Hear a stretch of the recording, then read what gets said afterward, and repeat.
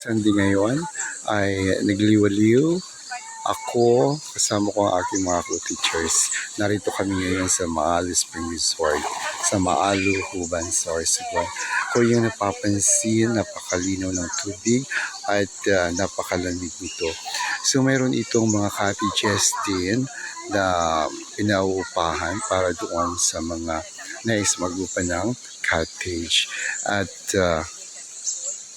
ito ay angkop na angkop sa panahon ngayon, lalong-lalo na napakainit.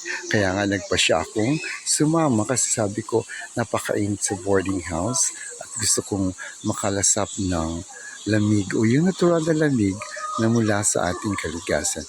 At dito ay makukuha natin at malalasap dito sa Maalu Spring Resort. Okay? So thank you very much for watching. I love you. Mwah, mwah, mwah.